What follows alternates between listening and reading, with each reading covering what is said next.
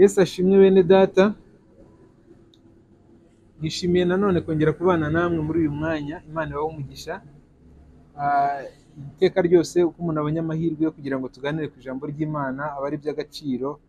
Ntabwo dushobora kubifata nk'ibisanzwe, nta nubwo dushobora kubifata nk'ibintu byoroheje, ahubwo igihe cyose umuntu abonye amahirwe yo kuganira ku ijambo ry'Imana aba ari amahirwe akomeye umuntu adakwiye gufata nk'ayoroheje. Rero Imana ibahe umugisha ko mugiye kubana nanjye muri uyu mwanya.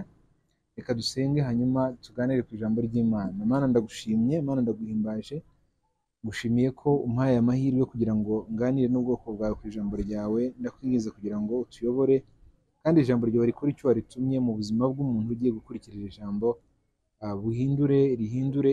Rihindure ubuzima bwe, ryubake ikintu gishya mu buzima bwe, rikore imirimo ikomeye waritumye gukora mu buzima bw'uyu muntu ugiye kurikurikira. Mwami urakoze ko ugiye kubana natwe, mu izina rya Yesu musabye nizeye, amen. Imana ibahe umugisha. Rero tugiye kuganira ku ijambo ry'Imana ryitwa kunezerwa, ariko mbere y'uko nza gukomeza ndagusaba kugira ngo unezerwe, kubera ko ntitwaba tugiye kuganira ijambo ry'Imana rivuga kunezerwa ngo ukomeze ubirebe utishimye. Ndagusaba kugira ngo unezerwe, ugire umunezero, wishime nubwo ushobora kuba uri kunyura mu bihe bitakoroheye, nubwo waba uri kunyura mu bihe bigoye, ariko ugire kunezerwa muri wowe, kubera yuko nicyo ijambo ry'Imana ridusaba ngo tunezerwe. Pawulo yajyaga abivuga akavuga ngo nimwishime, ngo kandi nongeye kubivuga ngo nimwishime.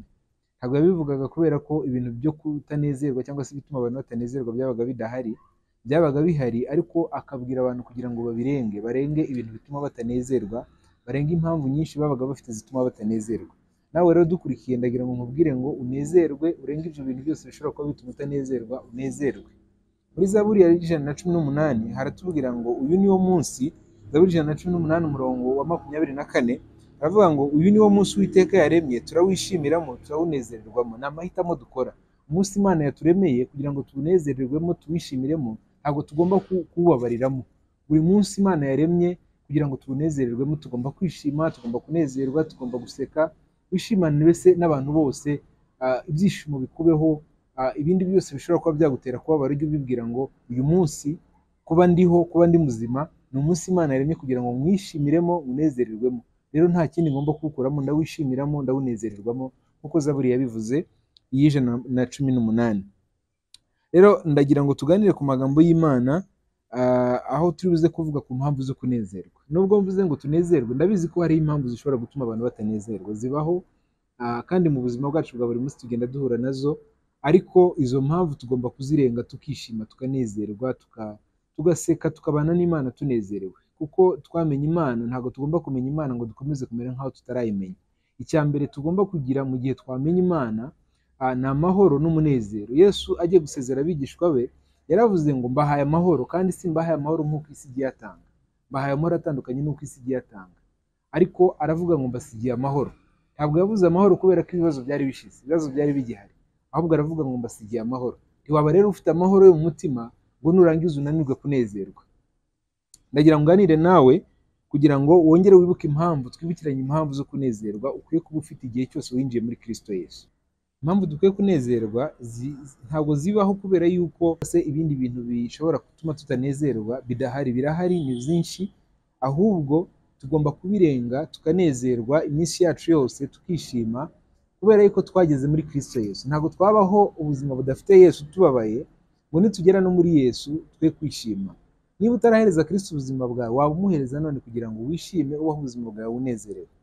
Ariko ntubeho ubabaye waramaze kwakira Kristo, kubera ko kubaho ubabaye waramaze kwakira Kristo mu buzima bwawe ni igihombo. Ntabwo uba urimo urabona inyungu zose cyangwa se ibyiza byose byo kuba uri muri Kristo. Kuko kuba uri muri Kristo ni ukuvuga ngo biguhereza amahirwe adasanzwe udashobora kugira uri hanze yiwe yo kunezerwa. Rero ndagira ngo mvuge, twibukiranye nk'abakristo, twibukiranye impamvu nibura ndavuga enye zishobora gutuma uhora unezerwa, bititaye, bitagendeye ko ufite ibintu byinshi, bitagendeye ko ufite amafaranga menshi, bitagendeye ko ubuzima bwawe bwose ibibazo byose byarangiye, bitagendeye ko ufite umuryango ukwitayeho, bitagendeye ko ibintu byose uri kubona bimeze neza. Izo mpamvu zihoraho, ni impamvu twahawe no kuba turi muri Kristo Yesu, gusa udashobora gusanga ahandi hose. Ndifashishije ijambo dusanga muri Zefaniya ibice 3 umurongo wa 14 n'uwa 15, hanyuma tuze kuganira mbibutse izo mpamvu ko ari enye, ariko ngusaba cyane kugira ngo unezerwe. Niba hari impamvu zishobora kuba zituma utanezerwa mu buzima bwawe, ntukomeze kuzishyiraho umwanya munini, utekereze kuri izi mpamvu zikubere inkingi zo kunezerwa kwawe mu buzima bwawe bwa buri munsi. Rero turasoma muri Zefaniya ibice 3:14, haravuga ngo iririmbire wa mukobwa w'i Siyoni we, rangurura Isirayeli we, nezerwa kandi wishimane n'umutima wawe wose. Wa mukobwa w'i Yerusalemu we, Uwiteka yagukuyeho imanza yari yaguciriye, abanzi bawe yabajugunye hanze. Umwami wa Isirayeli ari Uwiteka ari muri wowe imbere, ntabwo uzongera gutinya ibibi ukundi. Imana ibahe umugisha. N'iryo jambo tugiye kuganiraho, turebe impamvu enye zishobora gutuma unezerwa igihe cyose, utitaye ku bibazo uri gucamo, utitaye ku ntambaro ufite mu buzima bwawe, utitaye ku bindi byose, gusa kubera yuko winjiye muri Kristo Yesu. Urwo ni rwo rufatiro ngiye gushingiraho, kuko utarinjiye muri Kristo Yesu, uyu munsi ufite amahirwe, niba ukiri muzima ushobora kumva iyi video, ushobora guhereza Kristo ubuzima bwawe. Ariko niba waramaze kwinjira muri Kristo Yesu, ibitagenda neza byose ubyirengagize, wumve izi mpamvu enye zigomba gutuma uhora unezerewe, wishimye mu buzima bwawe, kuko kwishima ni ingenzi. Umwanditsi wa Zaburi yaranditse aravuga ngo uyu niwo munsi Uwiteka yaremye, tugomba kuwishimiramo, tugomba kuwunezererwamo. Ni amahitamo dukora yo kunezerwa, ariko kunezerwa kwacu gufite impamvu zifatika zigomba gutuma duhora tunezerewe, arizo ngiye kubabwira uko ari impamvu enye. Hari izindi mpamvu zishobora gutuma utanezerwa. Uramutse ugiye mu rubanza, ariko mpereho kuri ibyo bintu bishobora gutuma utanezerwa. Uramutse ugiye mu rubanza rukurega ibintu runaka ugatsindwa, hari icyo bagukatira nk'igihano, bakakubwira bati turagukatira igihano runaka kubera ko watsinzwe n'urubanza. Ntabwo umuntu watsinzwe n'urubanza barimo barakatira ko bagomba kujya kumufunga imyaka runaka, cyangwa barimo bakatira yuko agomba kujya kuriha ibintu runaka, cyangwa se barimo bakatira ko agomba gupfa, cyangwa barimo bakatira ko hari ikintu runaka kigomba kuza kumuha kubera ibyaha yakoze kandi nawe yemera byamaze kumuhama nyuma y'urubanza. Ntabwo ashobora kuba yishimye, kubera ko igihano ntabwo kinezeza, igihano kirababaza. Rero igihe watsinzwe n'urubanza, igihe cyose ntabwo uba ufite ibyishimo.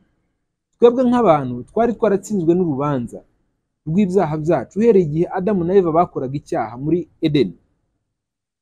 Batsinzwe n'urubanza, Imana yaje kureba Adamu wenyine kugira ngo agaragaze ko yatsinzwe n'urubanza ndetse atanishimiye, atanabyishimiye, ngo yumvishe imirindi y'Uwiteka aratinya, arahunga. Icyamuteye gutinya, icyamuteye guhunga, nuko atari yishimye, nuko ataranezerewe, nuko ataranejejwe n'ibyo yakoze, nuko ataranejejwe n'ibyo yari yiteguye, kubera ko Imana yari yamubwiye ngo nuramuka uriye kuri kiriya giti no gupfa uzapfa. Urumva kwitegura ko agomba gupfa ntabwo cyari ikintu cyagomba kumwemerera kwishima. Kubera iyo mpamvu rero aratinya, arangije arahunga. Imana iramubwira ngo wagiye hehe? Aravuga ngo namumvishe imirindi yawe ndatinya, kubera ko nasanze nambaye ubusa. Icyaha rero niba gishobora kukwambika ubusa, ntabwo ari ikintu cyatuma wishima. Urubanza rero rwari rumutegereje, rwari kumucirwa n'ubwo gupfa, kuko n'iki Imana yari yamubwiye ngo nuramuka ukiriho no gupfa uzapfa. Urwo rubanza rwari rwamutsinze nta byishimo. Urwamutsinze rero natwe rwaradutsinze, kubera ko Bibiliya iratubwira ngo twese twakoze icyaha ntitwashyikira ubwiza bw'Imana. Kandi nanone ikatubwira mu Baroma ibice 6 ngo ibihembo by'ibyaha ni urupfu, ariko impano y'Imana ni ubugingo. Ndashaka kuvuga aho ngaho gusa, avuga ngo ibyo bihembo by'ibyaha ni urupfu. Ni ukuvuga rero ntabwo waba uzi ko wakoze ibyaha uhamwa nabyo, ubyemera ko ari byo, ko ari kuri umunyabyaha, ngo nurangiza uvuge ngo urishimye kandi ugomba gupfa. Rero iyo ni impamvu ishobora gutuma utanezerwa igihe cyose wamaze kwisobanukirwa yuko uri umunyabyaha. Iyo ni impamvu ituma utanezerwa, kubera ko uzi ko ikigutegereje ni urupfu, nta kindi. Ikindi, igihe ubana n'umwanzi, umwanzi nta kindi Yesu amuvuga yaravuze ngo umwanzi ntazanwa n'ikindi keretse kwiba no kwica no kurimbura. Niba rero umwanzi azanwa no kwica no kwiba no kurimbura, ntabwo ushobora kwishimira yuko ubana n'umwanzi. Yesu ashimwe. Ntabwo ushobora kwishimira ko ubana n'umwanzi ugomba kuzaza aje kwica, aje kwiba, cyangwa aje kurimbura. Kandi ga niwo waje kurimbura, niwo waje kwiba, aje kukwiba ibintu by'ubutunzi Imana yagushyizemo, kugira ngo bye kukugirira umumaro, kugira ngo bye kugufasha icyo byagombye kugufasha. Niba rero uzi neza ko uwo mwanzi ahari agomba kuza kugusahura anytime, ntabwo ugomba kubyishimira. Rero ikintu cyatuma utishima, iyo ni imwe mu mpamvu. Nari mbabwiye impamvu ya mbere yuko gutsindwa n'urubanza. Impamvu ya kabiri yatuma utishima ni ukubana n'umwanzi. Muri Yohana ibice 10:10 niho Yesu yavuze ngo umwanzi ntazanwa n'ikindi keretse kwica, kwiba no kurimbura. Icya gatatu gishobora gutuma utanezerwa mu buzima bwawe, ni ukuba udafite Imana. Ubuzima bubayeho budafite Imana, buriya nubwo abantu bihagararaho, ariko abantu badafite Imana barababaye, barahangayitse, kandi ntibafite umutabazi. Nicyo kibazo gikomeye bafite. ntabwo rero bashobora kwishima, ibyishimo byabo ntibishoboka kubera ko ntibafite Imana. Ubuzima rero bwo kubaho udafite Imana ntabwo ari ubuzima ushobora kwishimira kubamo. Hari abantu baburimo batazi ko baburimo, wenda bajya bibwira yuko ubuzima bwabo bumeze neza kubera ko bafite amafaranga, bashobora kwibwira ko ubuzima bwabo bumeze neza kubera ko bimwe na bimwe mu byo bajya bakenera babibona. Ariko ndagira ngo ubwize ukuri mwene data uri kumva ino video, abantu badafite Imana barababaye, barahangayitse, bafite ibibazo bikomeye, ntabwo bishimye. Ibyishimo nta nubwo bashobora kubibona kubera ko ntibishoboka umuntu adafite Imana. Indi mpamvu ishobora gutuma utanezerwa ni ibintu duhura nabyo mu buzima bwacu bwa buri munsi. Ibibi duhura nabyo mu buzima bwacu bwa buri munsi, wapfushije, warwaye, warwaje, wabuze iki, wabuze kiriya, ubwo buzima bwo kubura, ubwo buzima bwo kudafite ikintu runaka, n'ibindi bintu bibi bitandukanye, wakoze impanuka, mwene wanyu yakoze impanuka, ibyo bibi bigiye bitandukanye usanga ubuzima bwawe bugenda bugarukaho, ni bimwe mu bintu bishobora gutuma utanezerwa. Kandi twese duhura nabyo, nta muntu udahura nabyo buriya. Ntabwo ndi kuvuga ngo wowe w'umukristo uzareka guhura nabyo, uzahura nabyo, ariko hari ibanga rigomba gutuma ubirenga. Nubwo wahura nabyo, hari ibanga rigomba gutuma ubirenga ukanezerwa, utitaye kuri ibyo bintu bigiye bitandukanye ushobora kuba wahura nabyo bibi, bishobora kuba byaza mu buzima bwawe. Rero impamvu ya mbere igomba gutuma unezerwa twasanze muri kino cyanditswe twasomye muri Zefaniya ibice 3 umurongo wa 14 kugera kuri 15. Impamvu ya mbere ni uko twakuweho urubanza. Ahangaha umwanditsi yavuze ngo, uno muhanuzi Zefaniya yavuze ngo Uwiteka yagukuyeho imanza yari yaguciriye. Yesu ashimwe, yagukuyeho imanza yari yaguciriye. Ni ukuvuga icyo ni ikintu gikomeye ugomba kumva ukakinezererwa, kubera ko urubanza rwari rwaguhamye, rwagombaga gutuma upfa.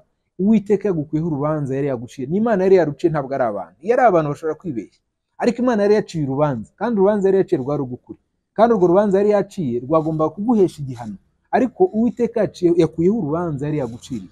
Iyo ni impamvu ikomeye ugomba gutuma wishima iminsi yawe yose ukanezerwa.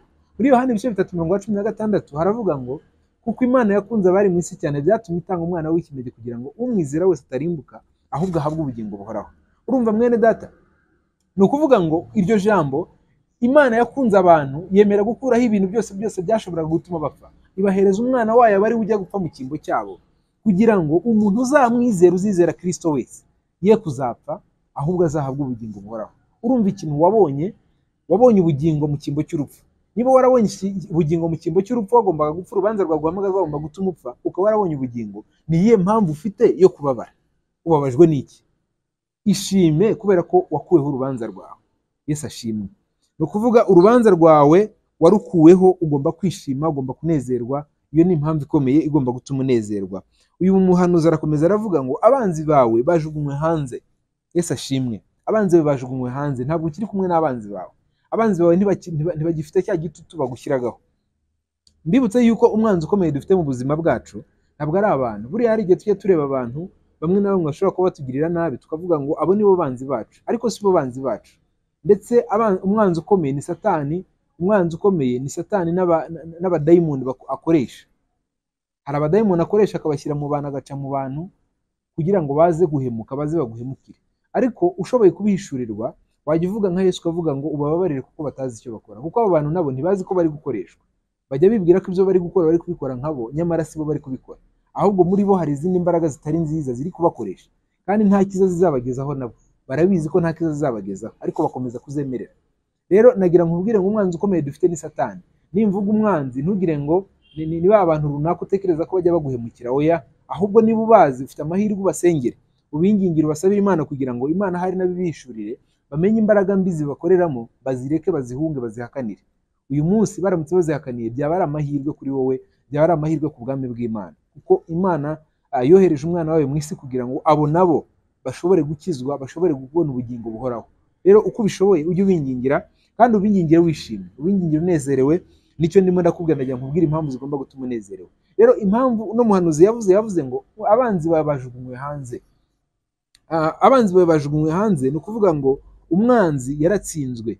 Muri Yohana, mu rwandiko rwa mbere rwa Yohana ibice 3:8, Yohana yandika yaravuze ngo icyazanye Yesu ngo kwari kugira ngo amareho imirimo y'umwanzi Satani yose.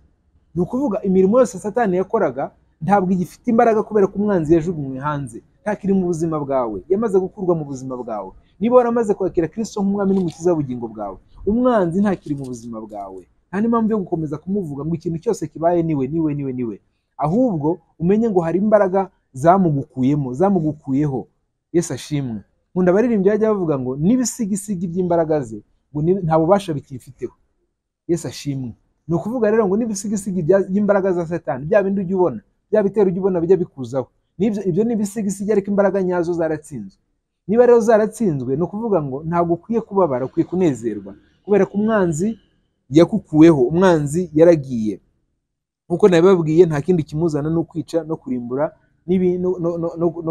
no kwica no kwiba no kurimbura. Ibyo rero ntabwo byagombye kuba bikunezeza mu gihe umwanzi ahari. Ariko ubwo tumenye amahirwe, ubwo tugize amahirwe yo kumenya yuko kuva twakira Kristo yaje kumaraho imirimo yiwe, ariyo yakoze mbere, ari niyo yagombaga kuzakora nyuma, yose yaje kuyimaraho. Ugomba kunezerwa, ukishima, ugataraka. Igihe bavuze ngo simbuka, ugasimbuka. Igihe bavuze ngo byina, ukabyina, ukabyina ufite impamvu yo kubyina, ukanezerwa ufite impamvu yo kunezerwa. Iyo rero ni impamvu ya kabiri igomba gutuma unezerwa, yuko umwanzi wawe yajugunywe hanze, yakuwe mu buzima bwawe, ntabwo akiri mu buzima bwawe, kandi uwamukuyemo ninde? Ni Kristo waje mu buzima bwawe. Impamvu ya gatatu igomba gutuma unezerwa nuko wahindutse ubuturo bw'Imana. Uhereye igihe Kristo yaje mu buzima bwawe, Imana yaje gutura muri wowe. Kristo ahanurwa, abahanuzi bamuhanuraho, Yesaya yamuhanuraho, yaravuze ngo ni Emanueli, ni Imana iri kumwe natwe, ni Imana iri muri twebwe. Ni ukuvuga ngo Yesu mu buzima bwawe ni Imana iri muri wowe, wahindutse ubuturo bw'Imana, Imana ituye muri wowe. Ntabwo ukiri wa wundi wari utuyemo n'imbaraga z'umwanzi, kubera ko umwanzi yakuwe mu buzima bwawe. Umwanya wari urimo umwanzi, Imana yamukuyemo, iza kuwicaramo kugira ngo ikubere Imana, nawe wibere umwana wayo. Yesu ashimwe. Ni ukuvuga rero iyo ni impamvu ikomeye yo kunezerwa, kubera ko Imana ntiri kure yawe, Imana iri muri wowe. Buriya hari igihe rimwe na rimwe ushobora kuvuga ngo turajya gusenga, turajya ku musozi w'ibunaka, turajya hehe, ibyo dushobora kubikora ntacyo bitwaye. Ariko ibanga rikomeye dukwiye guhishurirwa mu byo dukora byose bya buri munsi, ni uguhishurirwa yuko Imana ibana natwe, itari kure yacu. Imana iri kumwe natwe, iri hafi yacu, ntabwo iri kure. Imana mbese iratwegereye kuruta, harimo ababivuga bakavuga ngo iratwegereye kuruta imyambaro twambaye, kandi kuko ni ukuri, Imana iratwegereye kuruta imyambaro twambaye. Rero mwene data, nagira ngo nkwibutse yuko wahindutse ubuturo bw'Imana, uhereye umunsi Imana yaje mu buzima bwawe, uhereye umunsi wakiriye Kristo nk'umwami n'umukiza w'ubugingo bwawe. Ahangaha muri Zefaniya n'ubundi bino bice 3:17 ukomeje hasi aho twasomye, hari aho yavuze ngo, Zefaniya yavuze ngo Uwiteka Imana yawe iri muri wowe imbere, ni intwari ngo kandi irakiza, izakwishimana inezerewe, izaruhukira mu rukundo rwayo, izakunezererwa iririmba. Ni ukuvuga ngo Imana iri muri wowe, ntabwo iri kure, iri muri wowe imbere. Yesu ashimwe. Imana iri muri wowe imbere, Imana iri muri wowe imbere, irakomeye, ni intwari, irashoboye, ntakinanira. Mbese uri kumwe n'umugabo ukomeye, ukwiye kwishima. Yesu ashimwe. Imana rero iguha umugisha, kubera ko iyo mpamvu nayo yimenye ikwiye gutuma unezerwa. Indi mpamvu ni ukurindwa ibibi. Muri Bibiliya y'Icyongereza hari ahantu nkunda cyane bavuze muri rino jambo, no murongo wa 10 na Zefaniya ibice 4:15. Mu Cyongereza niho ndashaka kuvuga cyane kugira ngo wumve, hari uburyo babisobanuye mu Kinyarwanda. Bavuze ngo ibibi ntibizongera kukuzaho, ariko mu Cyongereza bavuze ngo kuri umurongo wa 15 nyine n'ubundi kano karongo kanyuma ngo you shall see disaster no more. You shall see disaster no more. Ni ukuvuga ngo ntabwo uzongera kubona ikibi ukundi, ntabwo uzongera guhura n'ikibi ukundi. Kugira ngo mubyumve neza, ntabwo ndi gushaka kuvuga ngo ibi byose birashize ntabwo uzongera kubibona, uzabibona, uzabibona byabaye ku bantu bagiye batandukanye. Ariko ibanga rikomeye hano ni ukuvuga ngo ntabwo uzongera kubibona uri wenyine, Imana iri kumwe nawe. Ntabwo Imana izakureka ngo bikuzeho bifite imbaraga zatwara ubuzima bwawe. Bishobora kuzakuzaho, ushobora kuzahura nabyo, birashoboka, ariko ntabwo uri wenyine. Kundi ijambo ry'Imana rivuga ngo nimunyura mu mazi ntabwo azabatembana, nimuca mu muriro ntabwo uzabatwika, kuko nzaba ndi kumwe namwe kugira ngo mbarokore. Ukuvuga ngo Imana iri kumwe nawe muri ibyo bintu byose ushobora kuba wabucamo. Ntabwo ukiri wenyine. Ushobora kuba waraburaye uri wenyine, ariko uyu munsi ntuzabura uri wenyine. Ushobora kuba wararize uri wenyine, ariko ntuzongera kurira uri wenyine. Ushobora kuba warapfushije uri wenyine, ariko ntibizongera kubaho uri wenyine. Uri kumwe n'Imana, kandi Imana ikomeye, Imana ishobora byose. Imana izaguhumuriza, izagukomeza.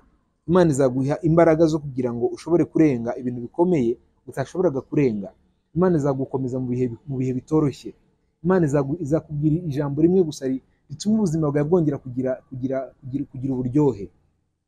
Iyo ni impamvu ikomeye igomba gutuma unezerwa, kubera ko ibibi wacaga muri wenyine ntabwo uzongera kubica muri wenyine. Kandi ijambo ry'Imana ryavuze ngo shall see disaster no more, ntabwo uzongera kubona ikibi.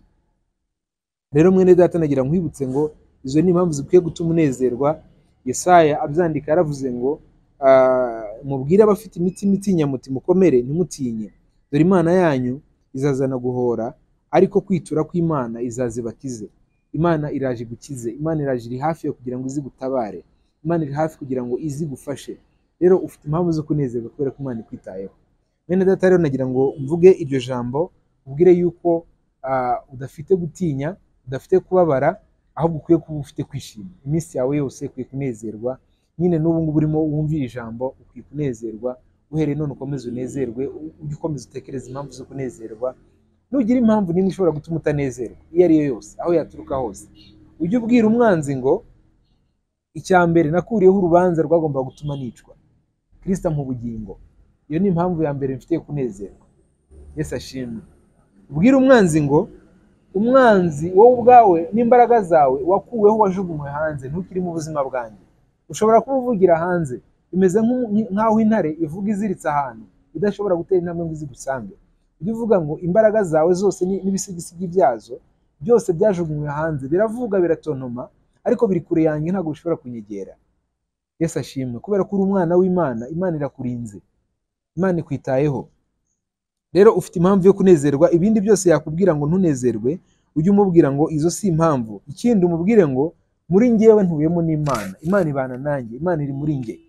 Niba rero Imana iri muri njye, ntabwo umwanzi ashobora gutinyuka ngo aza gutere, kandi Imana iri muri wowe, kuko ntafite imbaraga zishobora kurwanya Imana. Niba adafite imbaraga zishobora kurwanya Imana, rero bya bindi ujya ubona rimwe na rimwe ukibwira ngo n'umwanzi wabikoze, ujye utuza uvuge ngo ahubwo Imana ishaka ko mbyigiramo iki. Ubaze Imana muri kumwe, uyibwire ngo Mana, ibi bintu ushaka ko ducamo twembi, urashaka ngo mbyigiremo iki njyewe? Urashaka mbikuremo izihe mbaraga? Urashaka ngo mbikuremo ubuhe buhamya nzahereza abandi, buzakomeza abandi mu gihe kizaza? Aba ari byo bituma unezerwa. Ujye uhora unezerwa, unezerwe, maze abantu nibakubaza ngo kubera icyo unezerwa, uvuge ngo ni Imana ituye muri njye.